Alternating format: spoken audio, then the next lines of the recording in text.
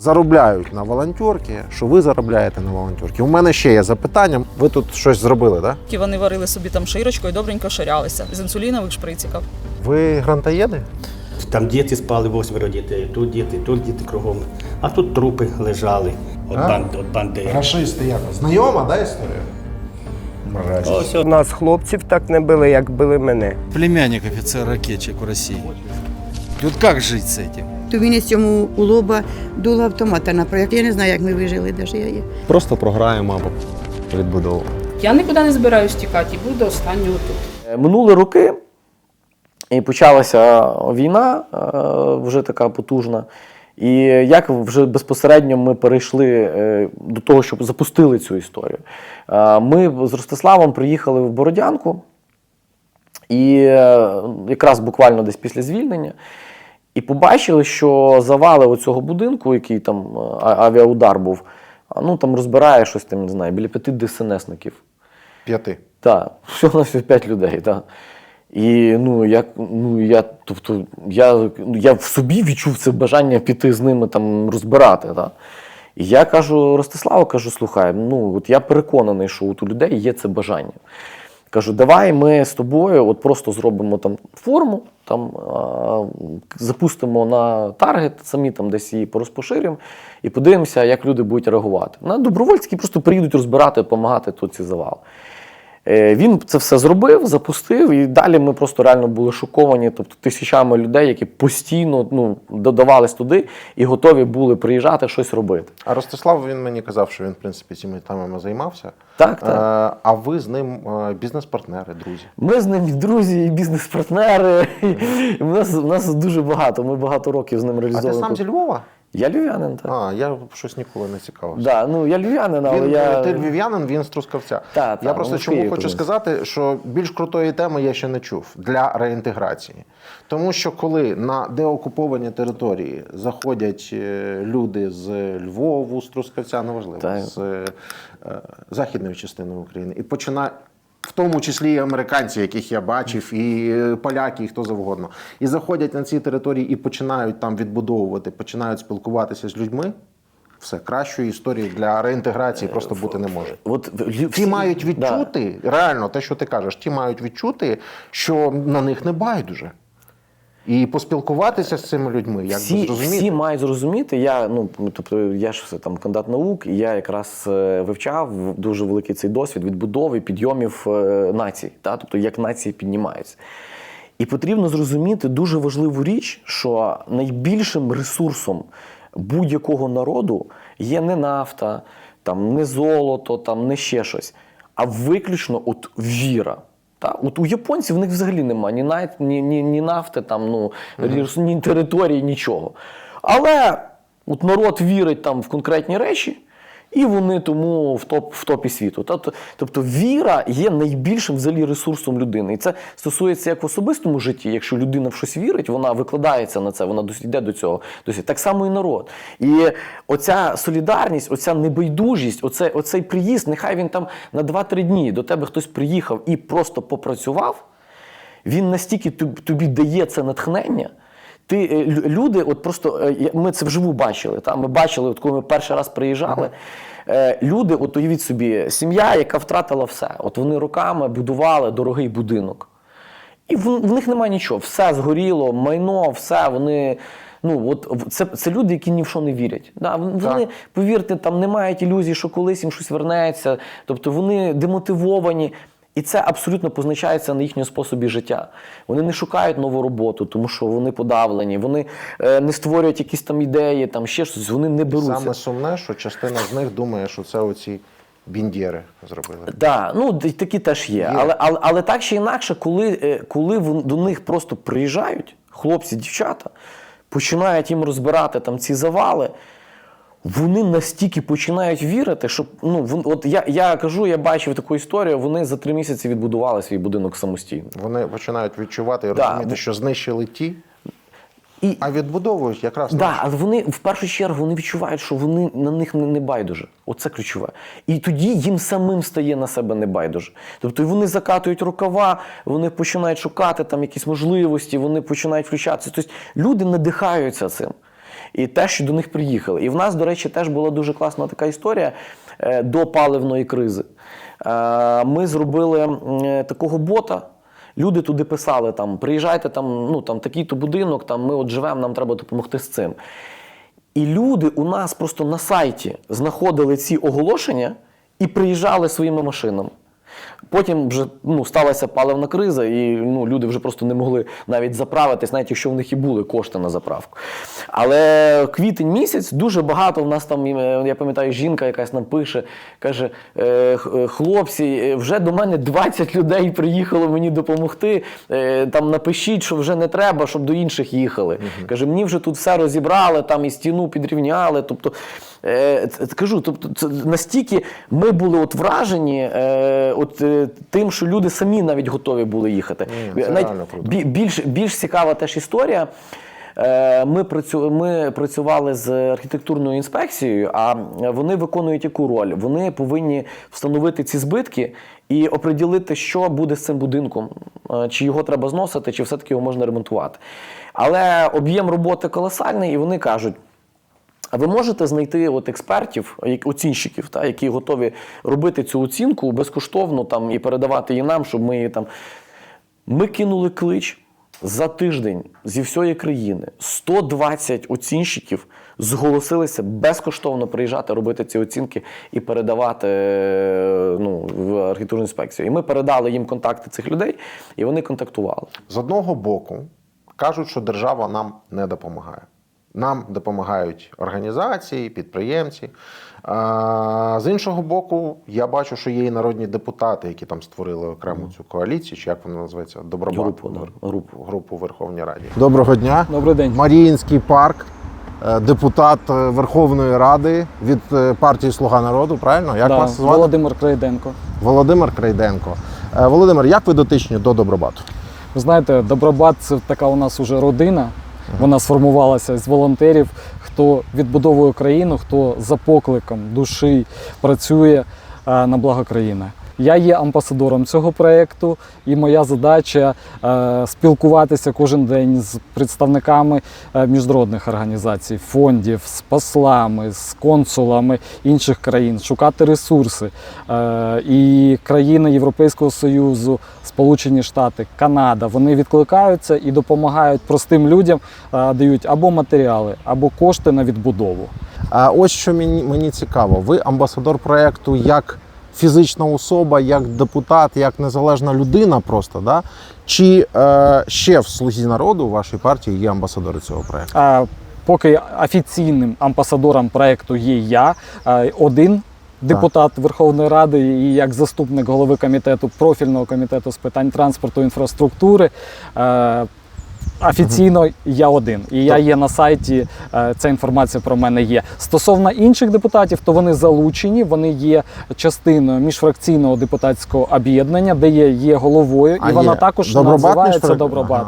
Міжфракційне депутатське об'єднання, і воно нараховує там порядка 10 вже депутатів, які активно працюють, які активно допомагають, чим можуть, і координують роботу в регіонах. Міжфракційна організація, да? Міжфракційне депутатське об'єднання. Об'єднання. Тобто з різних фракцій, з різних партій можуть входити туди, абсолютно. Правильно? У нас немає ніяких табу, щоб війти і допомагати. Хочеш допомагати, ти депутат, ти знаєш, чим ти можеш корисний бути, організувати доїзд, харчування, не знаю, будматеріали, або ти знаєш людей, які можуть допомогти чи доєднатися. Будь ласка, доєднуємося. Тобто я намагаюся з'ясувати, чи це аполітична, в принципі, історія. Це історія про судьби людей, це історія про відбудову країни, це історія про кожного українця, який потрапив. У нас така солідарна, ви ж знаєте, волонтерський рух, він унікальний. І 2 роки люди об'єднуються, люди розуміють, що якщо ми один одному не допоможемо, то ніхто інший не прийде сюди і не буде робити роботу за нас. Все ж таки дотична держава до вашого проєкту чи ні? І якщо так, то яким чином? Держава до проєкту не дотична, але держава з нами співпрацює. І я скажу, що там те ж саме Ягідне, ми б не могли реалізувати без обласної військової адміністрації. Ідея проекту в чому? Проект не є будівельною компанією, так? Тобто ми не маємо там якоїсь особливої техніки, і ми не маємо будматеріалів. Але, наприклад, от як в Ягідному було, держава дала будматеріал, а волонтери приїхали і все це збудували. Так само це працює і з бізнесом. Тобто є бізнес-компанія, яка нам каже, ми беремо цей садок і купляємо вам будматеріали. Зробіть. Волонтери приїжджають і роблять цей садок. Так само ми працюємо з іноземними державами. Тобто вони кажуть, дивіться, ось ми вибираємо цю академію, ми на неї виділяємо там 100 тисяч євро, потрібні волонтери, які тут включаться, все зроблять.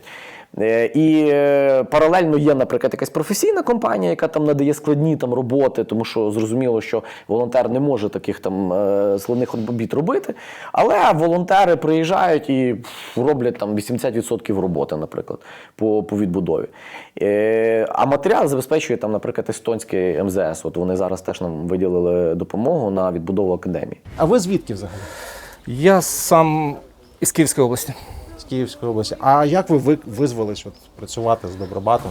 Ну, то що у Телеграмі прочитав, що создається група Добробат. Я, оскільки професійний будівельник, то я вирішив, що я маю тут бути. Ви кладете цеглу? Да, я якоби багато чого можу, але в даному випадку і в тому році я клав тільки цеглу, бо мурувати це було маловато. Хлопців таких. Доброго дня, Ростислав. Так що...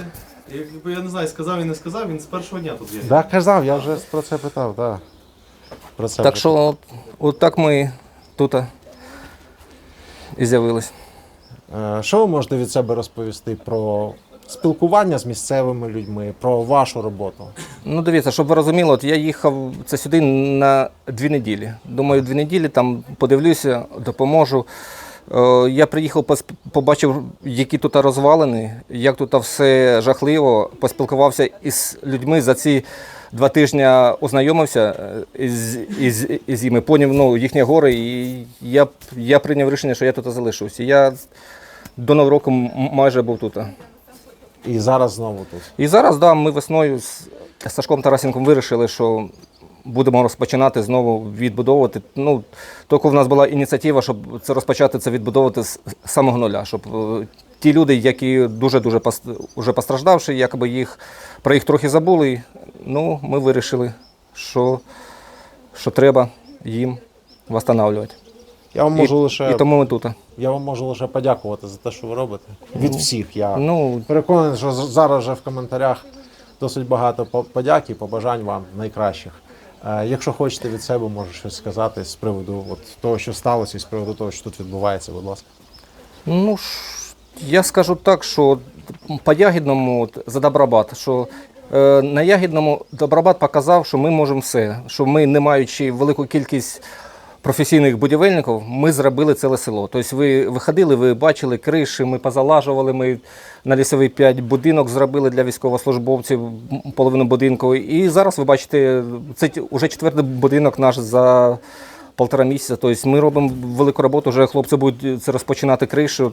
Люди вже ходять, вони вже це задоволені, вони вже планують, там, де буде диванчик, де буде. Ми людям принесли нове життя, надію і нове життя. І вони вже всі задоволені, всі нам дякують. Тому якоби дуже добре, що Добробат прийшов в Ягідне. Тобто Ягідному, так скажемо, їм повезло в цьому, що ми сюди прийшли і ми зробили Ягідне. Тобто майже все Ягідне, і ми продовжуємо далі працювати. Так що я думаю, що в цьому році ми закінчимо те, що розпочали ще в тому році. Дякую вам дуже. Ви хазяйка цього будинку? Так, так. Цього згарища. Він горів? Так, згорів. Ви при цьому були? Ми у себе в погребі сиділи. Ви у себе в погребі? Да, у сиділи? себе в погребі сиділи. Вони нас загнали, дід хотів туди пойти, що хотів сидіти, бо жонуки були двоє малолітніх. Так вони його автоматом, каже, іди он туди, як хоче, так сиди, як хоче живий буде, так іди в погреб. Так ми сиділи в погребі. Ви дід і онуки? Да. Дочка мене була менша, і двоє онуків малолітніх, 7 років, 12. Ви в своєму підвалі Да, сиділи? в своєму сиділи. Давали вам ходити додому, брати якісь, я не знаю, закрутки, продукти, що-небудь? Не пускали. Не пускали. Дід як у хату поткнувся, так вони його автоматом і виправили. Там у погребі вже ми так сиділи, там щось відкрити могли, там, бо закрутка ж у мене були там, бо у погребі. А в хату не пускали. У нас я перед цим порося зарізала, у морозильну камеру все розклала. Ага. Так думали, хоч якусь салат, так не пускали нас. Ні. Так, а після того, як вони відійшли, порося не стало? Так згоріло вже, я не знаю, чи вони забрали, сожрали, чи я вже ж не знаю. Тут же це неможливо. Моя ж встановити. хата сама перша згоріла. Оце мій будинок саме перший згорів, у нас нічого не сталося, тільки куча каміння, і серед того піч стояла. І все. А вони нас увечері зразу ж, як оця хата моя згоріла, ми вже ж подождали, а вони тут вже стояли, вже так по периметру стояли машини, ті здоровенні танки, оці міномети чи які. В общем, їх тут було селена, тут страшне, що робилося. Так вони мене під автоматами зразу в школу. Ми в школу туди в підвал саме перші прийшли, бо вже в нас ніде було оставатися. То ви теж були там в підвалі? Так, До того, так. як згорів ваш будинок, ви були тут у себе в У підвалі? себе, да. А вже ж будинок згорів, вечором десь уже догарував. І вони нас забрали, бо каже, зараз буде обстріл, вони нас забрали, дайте, кажу, хоч що-небудь дітям їсти ж взяти. Завтра прийдете, візьмете. І вони нас під дулами автоматом туди відвели, довели до забору туди, і щось вони там по-своєму перейти, бо там тувінці стояли. Отут ті ж 1,5-метрові тварі. Наші ще так, русські ще можна так було. А ті ж взагалі, вони ж п'яні ходили, вони ж не міняємо, вони не розуміли нічого. І з ними не можна було говорити. І вони нас на ніч відправили туди в підвал, вже в школу туди. Тувінці? Ну, ці, що стояли всі. Тут, Ви кажете, наче ті трохи кращі, я б так не сказав. Росіяни. Ну як вам сказати? Ну з росіянами можна ж було хоч поговорити, розумієте? Про що? Ну як що, ну попросити там щось чи щось. Ну от я виходжу з підвалу, з погреба, а мій дід, каліка, стоїть на вколенцях серед двора, і тувінець йому у лоба дуло автомата направив. Я кажу, на що ж ви діда поставили? Він же каже, я ж його не підніму, кажу потім. Так цей же ж русський прийшов із лісу, вони в лісі стояли, вони вдать, мабуть, спецназ, тому що по 2 метри такі амбали, одежа їх нова така була. Ці ж у чому попало, в резинових чоботях, вони всі були до колін, бо вони ж маломірки. А ті були добротні. Так той прийшов і каже, на що ти діда трогаєш? Так одогнав наче. Ви знаєте, за дивним збігом обставин, або не дивним, або не збігом обставин, найбільше загинуло серед російської армії саме тувінців. Це про що говорить? Це говорить, чим дебільніші люди, тим їх легше загнати в Україну і тим більше їх можна загнати в Україну на смерть і на вбивство. Ну, справа в тому, що у нас тут вже стояли в лісі, зразу росіяни, а потім тувінці. Тих вивезли, а тувінці потім були. І там за совхозом були тувінці. І воно таке було, що вони один по одному лупили. Ці от і по тих, а ті от і по цих. А, самі по собі? Самі по собі.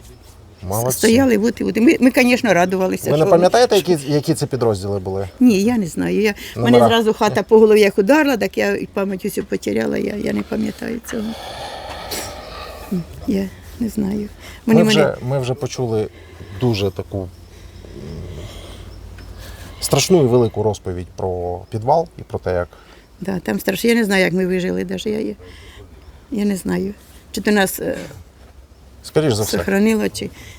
Ну, я так думаю, моє таке мнення. Вони ж там екскаватором вирили яму. Я так думаю, що то яма була для нашого села. І я так думаю, що у нас у підвалі там хтось був зв'язаний із нашими воєнними в Чернігові. Це я уверена навіть. Тому що ми сиділи в підвалі, так наші кругом стріляли, по лісу кругом. А по підвалу ж вони стріляли, то якось случайно ракета ж зачепила. А вони по підвалу наші не стріляли.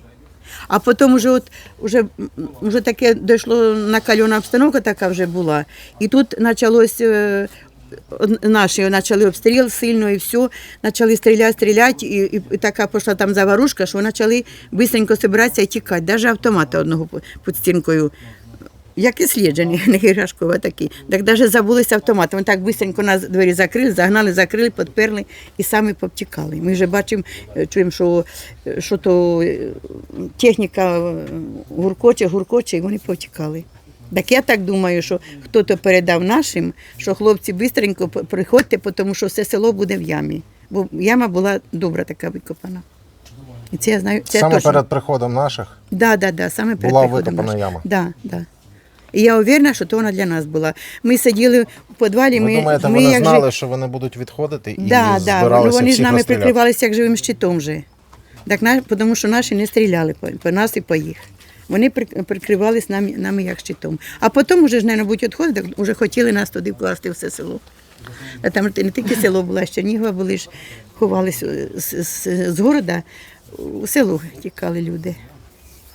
Так от там і ми всі були. Страшно. Дякую вам. Ні воздуху не було, ні води, діти їсти просили. Ну, сидить, каже, бабо, я їсти хочу. А мене нічого гусенько. Він каже, внучок, ну нема нічого, ну чого ж ти вдома не є? Він каже, ага, бабо. Так тоді не хотілося. А там захотілося, бо що ж там давали 200 грам стаканчик. Що там в тому стаканчику 200 грам було? Ну, да ще ж і не з м'ясом, а Ну, суп. розповідали, що якісь каші, на яких пролилася солярка. з соляркою були. Було так? Да, було. Ну, ми його взагалі не їли. Ми голодали, ну, куди, його ж не можна було їсти. А я з переляку, мене тут же оця, наче так, ну, холодна веранда була, ми тут особо не ходили. Так мене з краю стояв мішок сахару, я навесно налаштувала на закрутку. І він зашитий ще був. Так я долетіла, вже ж нема нічого спасти. Я залетіла, вже на мене огонь, а я вхватила мішок і ось сюди витягла і кинула. Приходимо вже, як нас випустили, через місяць приходимо сюди. Ой, кажу, діду, мішок сахару лежить. Я туди, а вон соляркою облити. Скоти. Облили соляркою. Воняє його ж їсти, не можна ж. Вже ж хоч би, яка я голодна, ну куди ж його їсти, солярку, то вони облили, да ще кругом так порозливали, тут попропадало, все, в общем, пережили таке, що не дай Бог нікому. Я це тепер бачу, як у людей, так дивлюсь по телевізору, наревуся, теж за людей жалко, що вони з Україною зробили. Тримайтесь, все буде добре. Ми тримаємось. Що вам тут будують щось? Де? Ну от. Ну будують же, будують. Я вже рада, вже будують, вже раз стіни стоять, так вже збудують. Що можете сказати про хлопців з Добробату? Ой, дуже хороші хлопці, непривередливі, що на вару погано, вони їдять мовчки. І швидко роблять же все, швидко ж так, вони так стараються. Вони не так, як наші, коли строїтель, то покурив, то посадив, то знову покурив. Вони роблять, швидко так роблять. Я дуже довольна хлопцями. І заливали хлопці ось Ярославці. Я дуже вдячна їм, дуже вдячна. Так швидко, акуратно все. Дуже молодці хлопці, ну дуже молодці. Я дуже їм вдячна. І ми вам дякуємо. Все буде Україна. Слава Україні, слава Героям нашим слава. хлопцям, щоб там і Господь зберіг, тому що дуже багато ж гине, дуже багато ж. І слава нашій нації. Ми все таки козаки. Смерть ворогам. А козацькому роду нема переводу, правда? Нема. Камар. Ми переможемо, ми переможемо. Знаєш, теж це цікавий момент на рахунок, наскільки мотивація важлива. Нам чоловік один, от щойно жіночка розповідала, чоловік один з Сумської області, який координував, він каже, я 50 років в будівництві, ну тобто мав справу з будівельниками, знаєш. Каже, я таких високомотивованих людей ще ніколи не бачив. Каже, їх не треба контролювати. Тобто люди, які не прийшли просто як на зарплату, те, що вона каже, постояли, покурили. А ці просто, каже, без перестанку, просто працюють і працюють, працюють і працюють. Треба, скільки можуть, стільки і працюють. Так, мотивація. Саме вона і є. Да, що таке, от просто коли ти зовсім інша мотивація. Ти говорив поговорити про загально, про відбудову країни в цілому. Важка тема. Важка тема. Знаєш, в мене є страх. Цей страх називається, що ми переможемо в війні, я в цьому не сумніваюся, але ми просто програємо або відбудову. Є дуже багато факторів, про які ми повинні розуміти. І один з таких факторів, якщо ми говоримо там про відбудову, по-перше, це не просто тут був зруйнований будиночок, на його місці будуємо будиночок, і це і є відбудова. Якщо ми хочемо дійсно щоб країна стала заможною і розвивалась, відбудова це там, про податки, про все. Ми зараз сюди не йдемо, але я просто кажу, що це дуже комплексний підхід. А чому це важливо? Тому що ми можемо набудувати, представ собі, таке село. І ми зараз будуємо всім будиночки, всі ті, хто постраждали. А люди сюди 15%. Я можу тебе засмутити чи розчарувати. Ми її по-любому. Не хотіли. Питання лише в тому, наскільки ми її зможемо не... Тепер дивись, я якраз зараз до цього хотів підходити. Просто до чого я взагалі це все вів, я хотів якраз розказати і фінішую з цим. Що ми можемо набудувати багато будинків, там жити не буде ніхто. Тому що, чому я кажу, що відбудова? Не буде роботи, люди просто звідси повиїжджають. Повернуться сюди люди, ми набудуємо будинки. Немає роботи, вони опять поїдуть на заробітки, поїдуть ще кудись. Ну, тобто жити тут ніхто все одно не буде. Тому відбудова – це дуже комплексний підхід, який ми маємо розуміти. А тепер повертаємося до конкретно до будівництва і в чому, блядь, є найбільша загвоздка. І, в принципі, Гостомель десь це прекрасно показав. Хоча, опять-таки, не хочу, знаєш, зараз когось робити козлом відпущення, але ми туди приїжджали декілька разів і пропонували свої. Ми просили, давайте ми допоможемо. Не треба, не треба. По Гостомелю і так далі. От ключова історія, що є багато у нас місцевої влади, сидять ребята, і оце ключова історія про відбудову. Сидять і чекають. Перші дні після війни багато хто приїжджав, різні делегації, ми їм допоможемо. Ми їм не лишимо одних. Ми обов'язково вас там все відбудуємо, все відбудуємо. І є, я не знаю, як їх назвати, які дотепер нічого не зробили. Які просто сидять, чекають. У мене таке враження, що вони живуть по принципу, я зараз, знаєш, там, я не знаю, буде нажимати до секретарші, до Світочки, казати, хто там. Там вам з Англії $2 мільйони передали. Там вам, я не знаю, стадіон хочуть побудувати.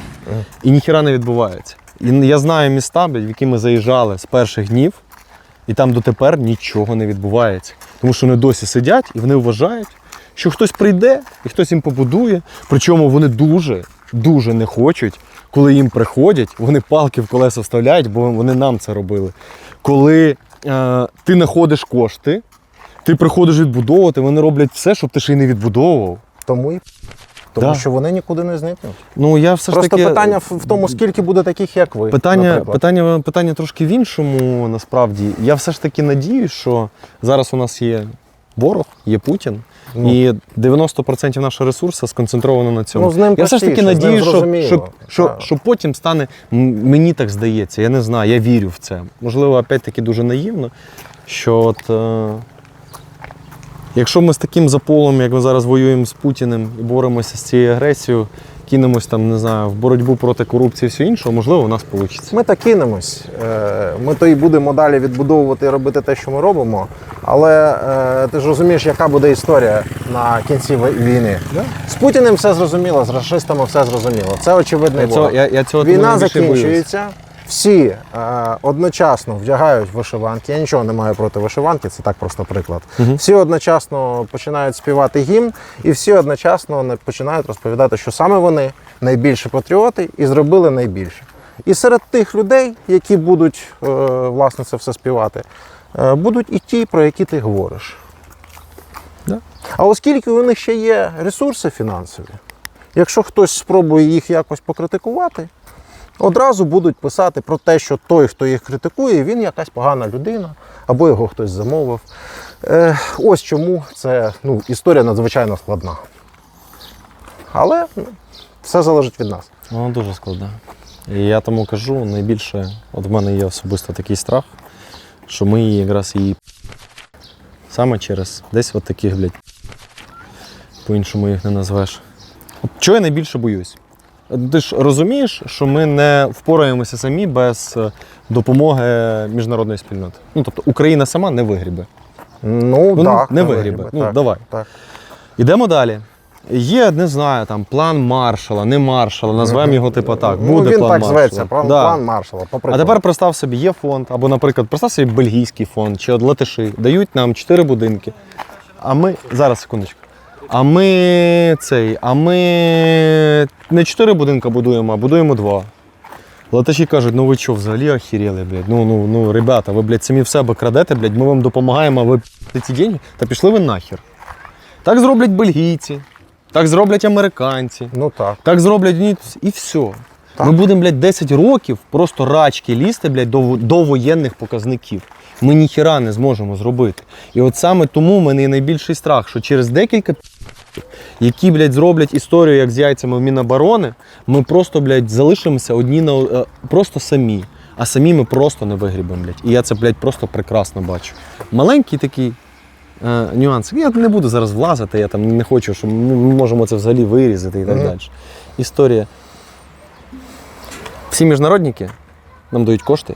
Ребята, закупляйте матеріал, закупляйте все. І тільки держава дає будматеріали. Ми самі закупимо.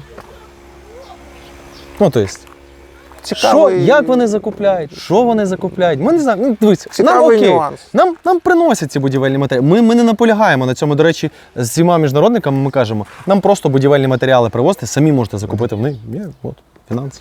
Ребята, ви ж потім прозвітуєте, ми фото побачимо, все окей.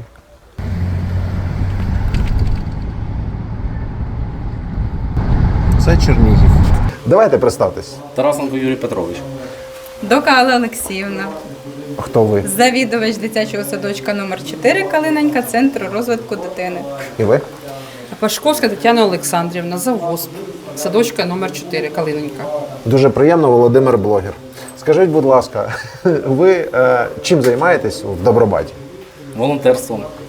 Розкажете, що саме відбувається? Так. Ну, давайте. Завдяки уряду Бельгії був наданий грант на Добробат. І ці кошти були направлені на те, щоб в Чернігові саме в цьому садочку зробити укриття. Так як укриття було, самі розумієте, це приміщення побудоване, я навіть не знаю в яких роках, тут не було нічого. Ми повністю його будемо відновлювати для того, щоб діти, місцеві мешканці, які живуть в цих будинках, могли сюди спускатися під час повітряної тривоги. Тобто ми саме в цьому укритті зараз? Так, саме в цьому укритті. Скільки тут квадратів приблизно? Дивіться, тут, я думаю, квадратів 400, а відновлюється 1200 квадратних метрів. Загалом по всій будівлі? Ні, це тільки підвальне по укриттю. Так, тільки укриття буде 1200 квадратів. Воно буде розбите на дві частини. В тій частині, де ми знаходимося, будуть знаходитись дітки спускатися з садочку, а там є ще інша частина, там будуть спускатися місцеві жителі, якщо по потребі. Це уряд Бельгії допомагає, так? Так. Розкажіть про ваш садочок, будь ласка. Дивлюсь, великий такий досить. Так, у нас досить великий садочок, 14 груп було до повномасштабного вторгнення, навчалося 287 діток. Розрахований на 330 дітей. Він один із перших постраждав, одним із перших прийняв на себе удари. Цей наш район дуже активно обстрілювався. Були пошкоджені всі тіньові навіси, всі майданчики, пошкоджено повністю дах, розбиті 100% всі вікна. Зараз активно відновлюємося. Під час обстрілів в прихисток ми надали більше 100 мешканців, оскільки тут жили? Так, тут жили постійно люди, оскільки ми оточені панельними будинками 9-поверховими, вони не мають підвального приміщення такого. То вони всі, як тільки тривога, починався обстріл, люди йшли сюди з речами, з матрасами, дещо брали і в нас, і тут постійно перебували. Більш того, коли пропала вода на районі, так вийшло, що ми найнижча точка, і в нас в підвалі був доступ для 2 мікрорайонів, воду люди набирали. Але ж безпека дітей, це ж не просто повинен бути підвал. Є норми, є вимоги, так, і щоб було обладнане, тому нам допомагають. Скажіть, будь ласка, які тут є потреби? Що зараз роблять і що ще треба?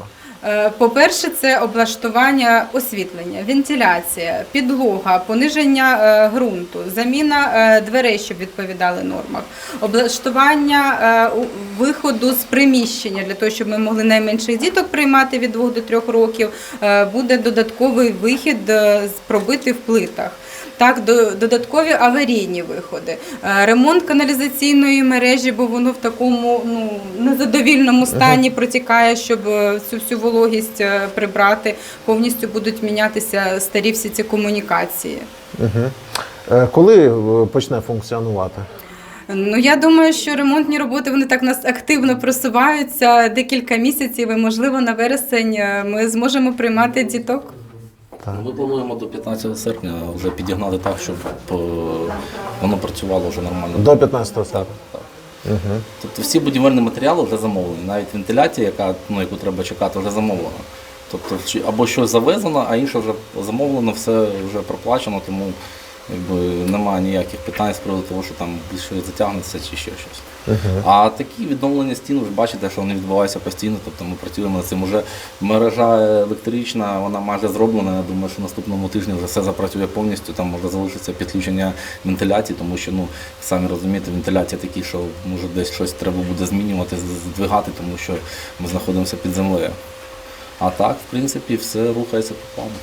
Все по плану. Добре. Сподіваюся, що все дійсно по плану. Додайте від себе, чим ви займалися в садочку, скажіть, будь ласка. Під час війни? Ні, до війни.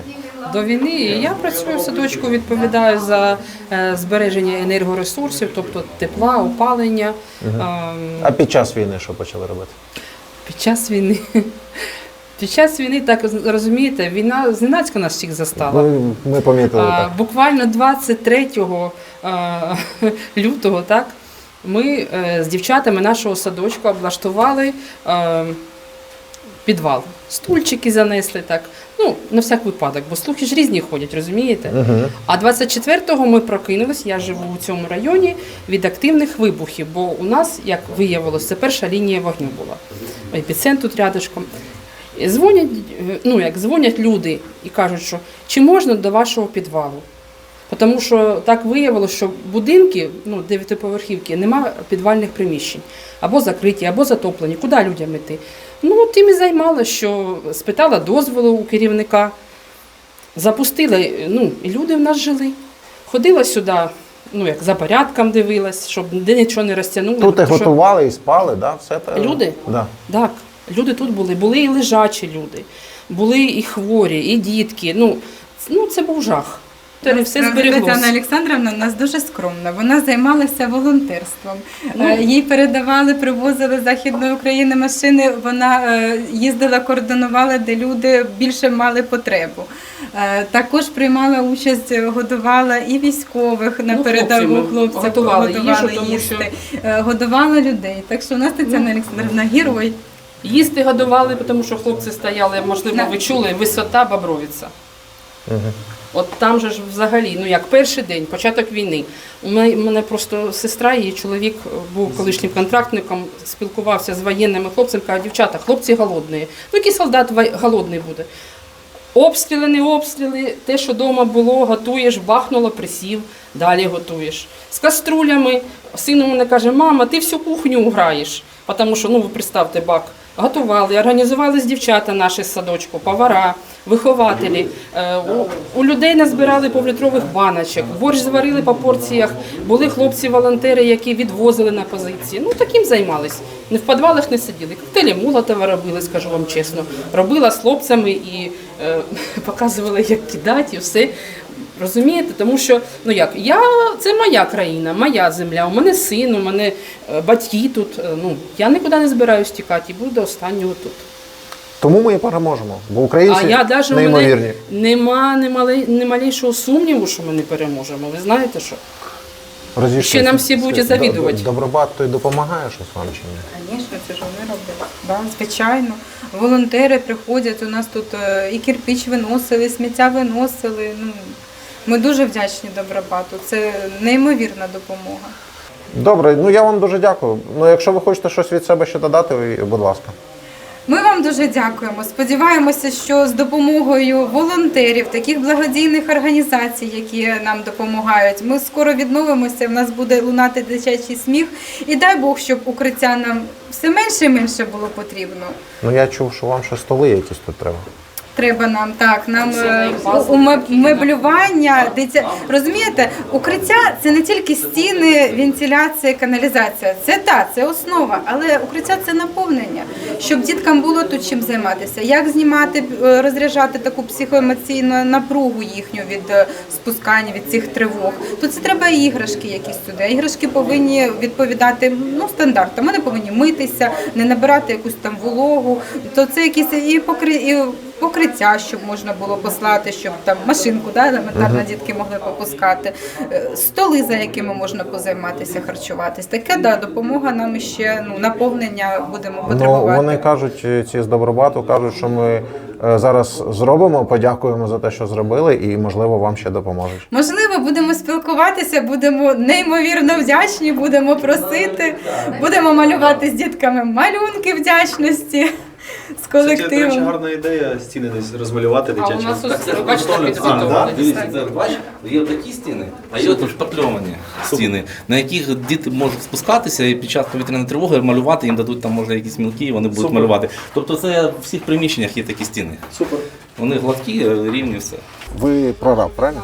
Так, я виконроб підприємства, яке здійснює за кошт Добробата ремонтні роботи. Також залучаємо осіб, які на волонтерських заставах працюють. Звати вас? Мене звати Маринець Володимир. Володимир. Я так зрозумів, все, що робиться по сховищу, це все ваша відповідальність? Наша відповідальність. Ми контролюємо всі процеси і організовуємо постачання. Покажете нам докладніше, так? Так. В цьому приміщенні буде організований вихід безпосередньо з самого садочку для маленьких діток. І по всіх приміщеннях підвалу, який має 1100-1200 квадратних метрів, буде проведено освітлення, буде зроблена приточна витяжна вентиляція, також будуть оздоблені стіни, підлоги, стелі. Тобто робиться для наших діточок. Тобто приміщення.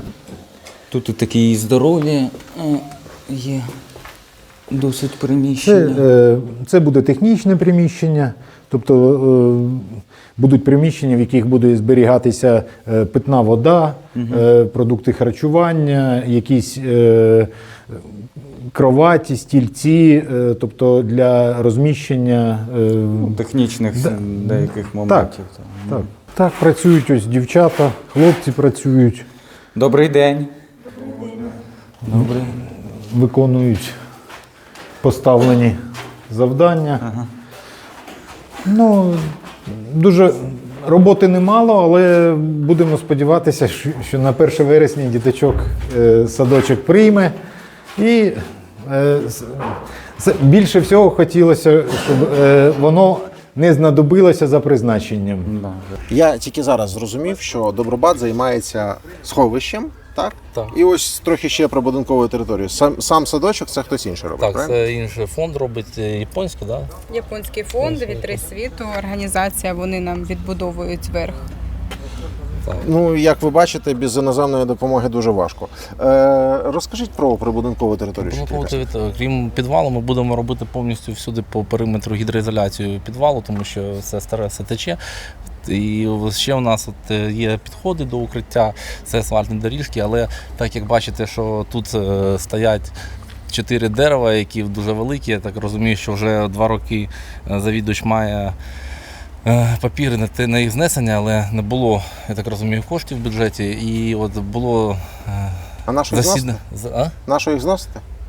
Дивіться, от якщо ви побачите, вони повністю зруйнували, крім того, що це, вони зруйнували фундамент, там є басейн від цього провалився, тому що коріння пішло під будинок. Ви хочете басейн, я так розумію? Ні, ми не хочемо басейн, ми хочемо просто, щоб їх знесли. І ми відновили ці доріжки і підходи до укриття, тому що якщо будуть дерев'я, нам це не дозволить зробити. Плюс ми міняємо повністю ливнову каналізацію по території садочка, аж за забор виходимо за територію садочка, це все буде відновлюватись.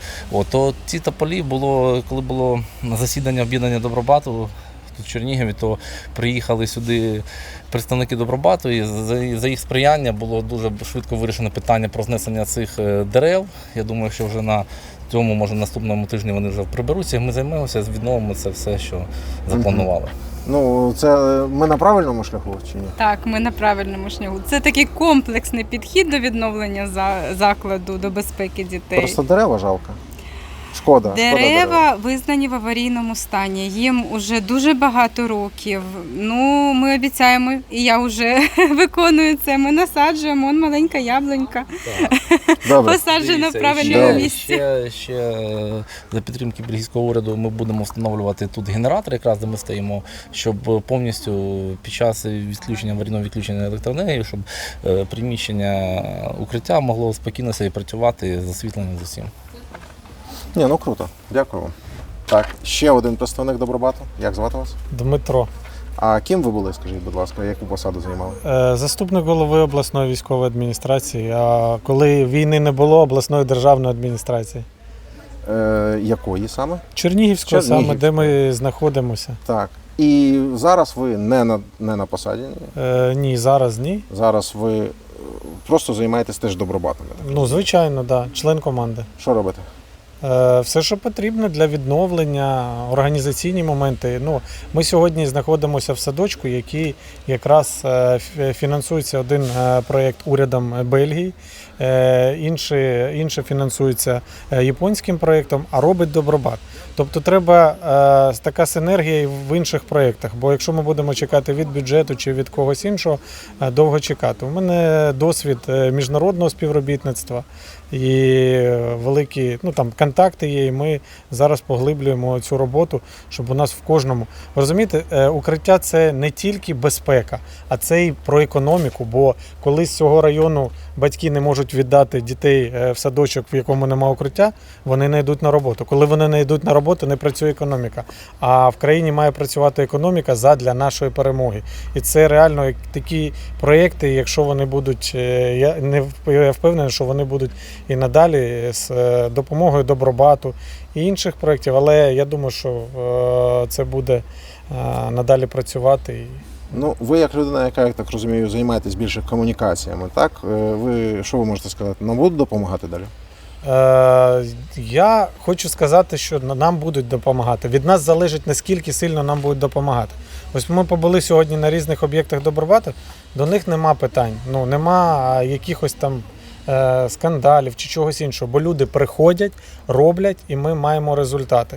А коли є деякі там колуарні чи незрозумілі поки проєкти, щось інше, довго запрягається і не йде відновлення.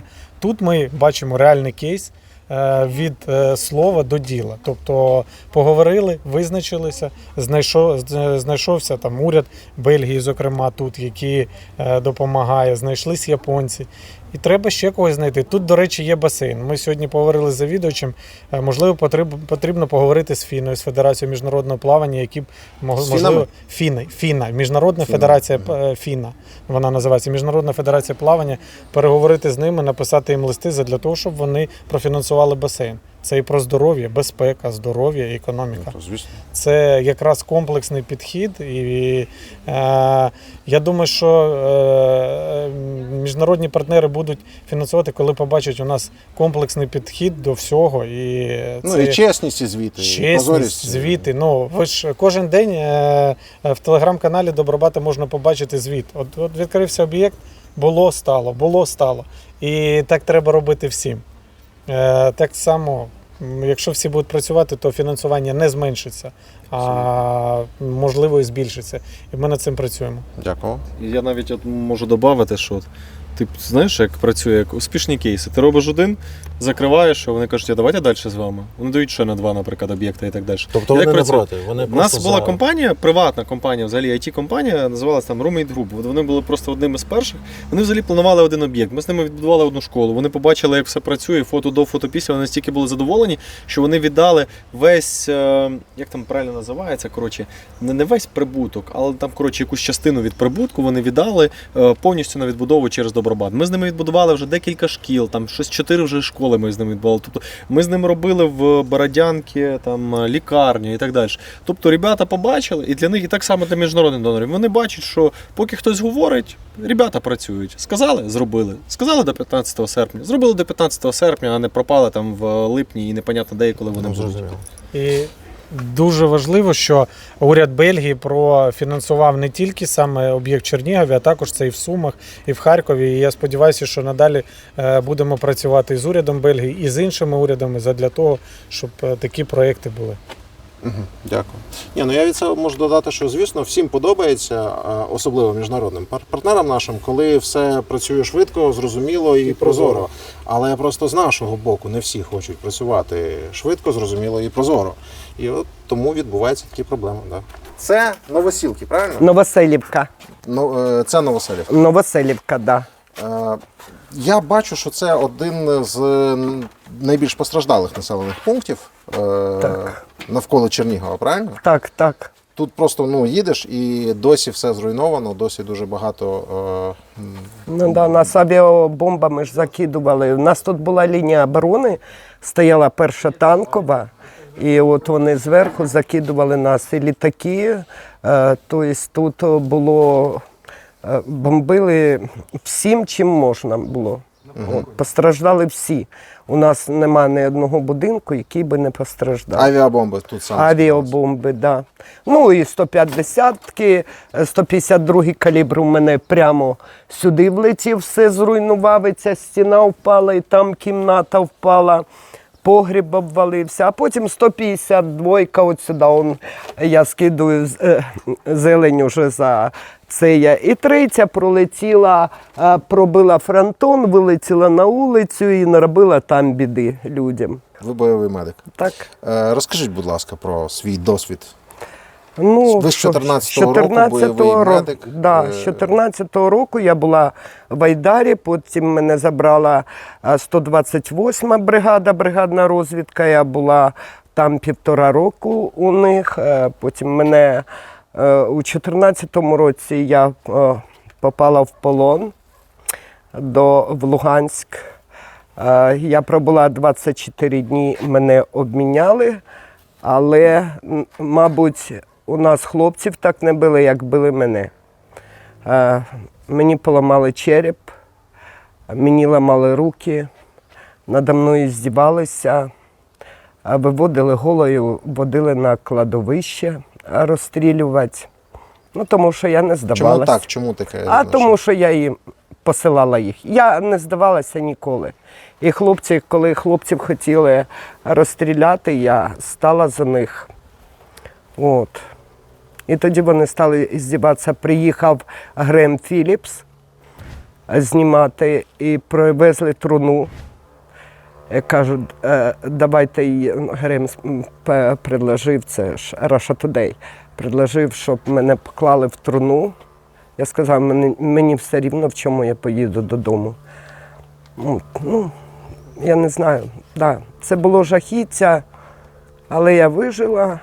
Стоп. А Грем Філіпс, це ж начебто журналіст? Russia Today, так. І він таке пропонує покласти в труну? Так, навіщо? Я давала, йому, він, взагалі-то, пропонував нашому Андрію Демиденко, перша танкова, відрубати руку показово на камеру, а мене застрелити і положити в гроб.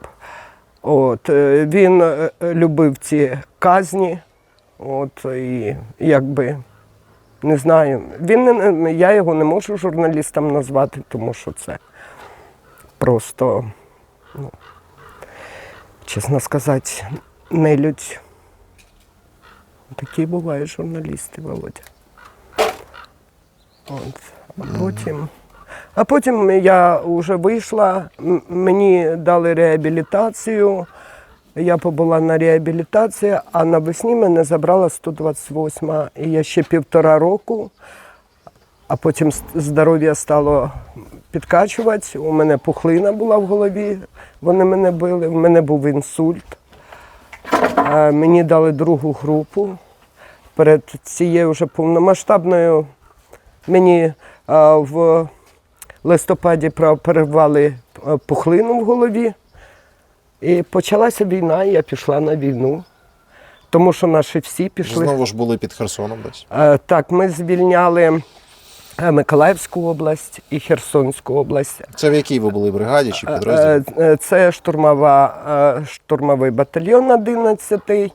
От, і звільняли наші... На момент виходу цього відео вже буде на каналі відео з Сергієм, позивний Сатана. Він не з 11-го батальйону, але вони разом заходили, звільняли Херсон. І ви можете подивитись, як це все відбувалося очима військових. Там є і відео, супроводжуючі і так далі. От, і це я... І мене звільнили по віку, бо мені 60 років. Хлопці не відпускали, кажуть, їдь, здавай. Мені треба було комісію пройти, але там сказали, до побачення, у вас 2-га група. І такі операції, як ви ще могли це все тягнути стільки часу. Тобто бути на війні, бути під цими всіми. Але ж Україна одна, і хлопці в нас одні, в нас практично 20% батальйону були з групами інваліди. Але пішли всі. Хто з 14-го, ми всі зібралися і пішли. Що вам тут зараз допомагає щось трохи? Так, мені допомагають хлопці. Ось мої, це Добробат приїхали, Саша і Дмитро утепляють мені хату. Чесно сказати, я коли приїхала, я була, хата розвалена, мені жити нігде, зовсім було. Мені дали квартиру до вересня місяця. Я, що могла, те купила за свій кошт, будматеріали, але гроші скінчилися, тому що на війні я купляла бус, я ремонтувала, я купляла автобус неоплан, всі гроші вклала в батальйон, а потім приїхала і взялась за голову, і мені, правда, адміністрація дала пиломатеріали, допомогли пиломатеріалами, щоб зробити хоч тут кришу, але ця криша остається ще не зроблена, мені не вистачає матеріалу.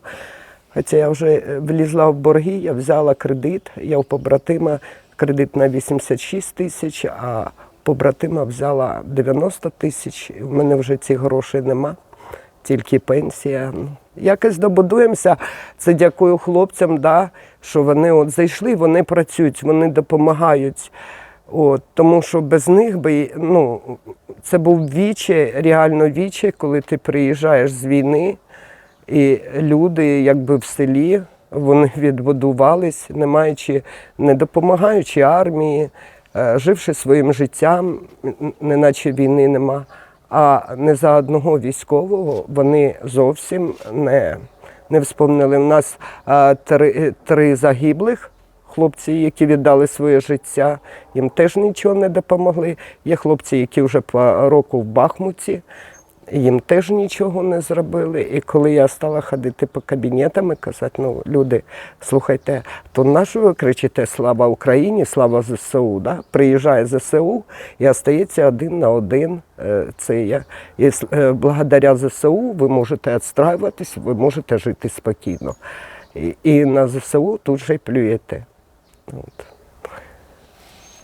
Так якось. Але ж знаходяться люди, які... А люди знаходяться, мені просто Саша з Маріуполя, Діма із Кривого Рогу, їдуть люди з усієї України. Це волонтери Добробатівці, які допомагають? Так, це волонтери Добробат. Вони їдуть і допомагають, просто допомагають. Вони що можуть, те й роблять.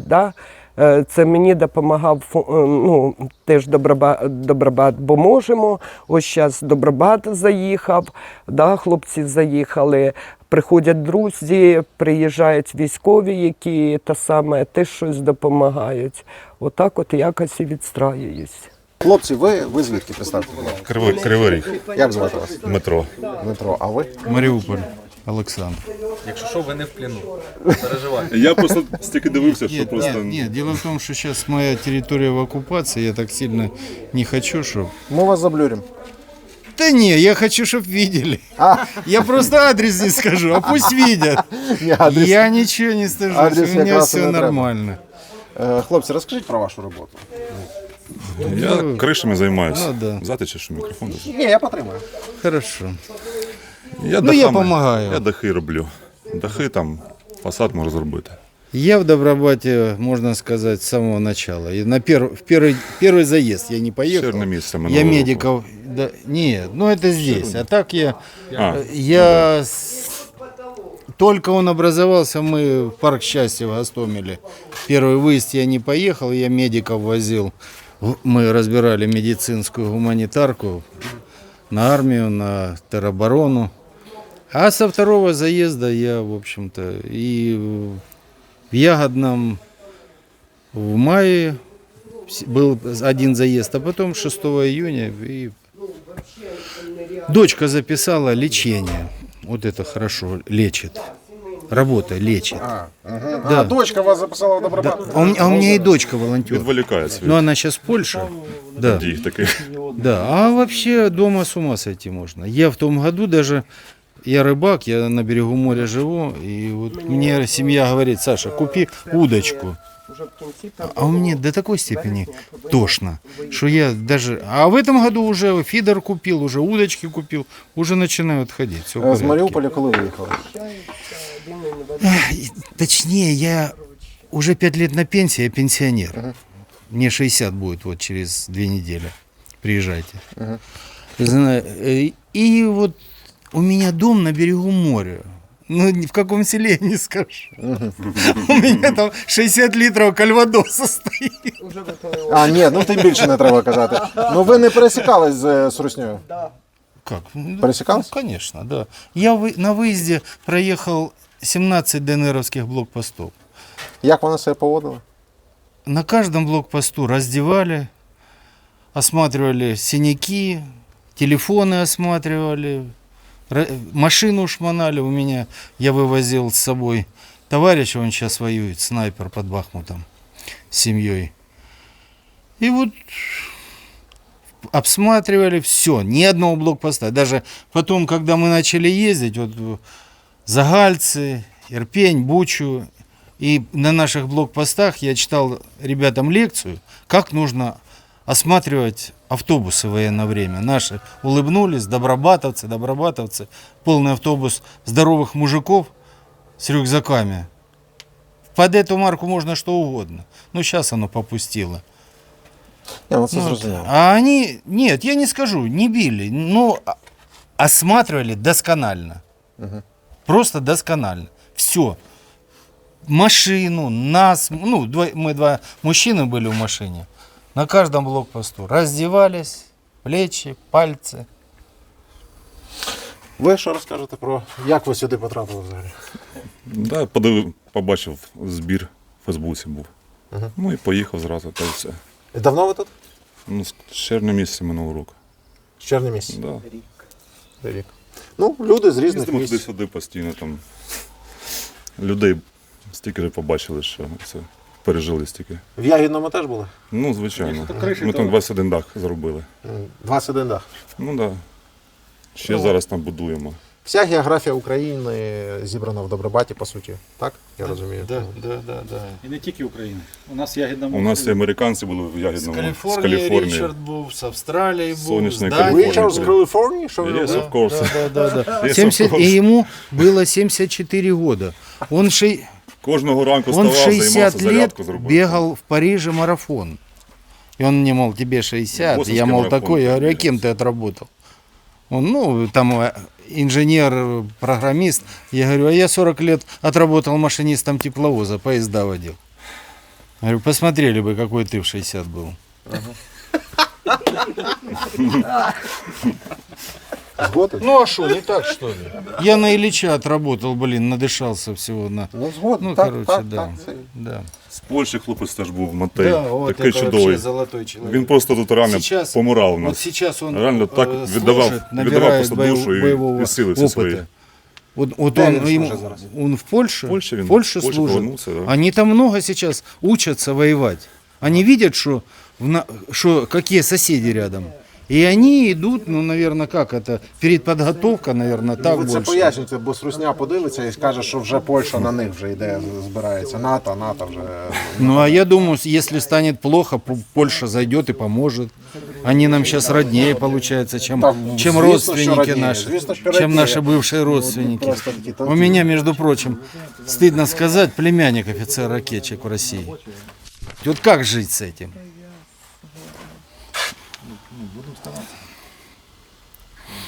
Вот так вот. Да и у многих родственники ж есть в Ну, России. це реально те, що є. Да, Ну, що мы ти один, мы, да.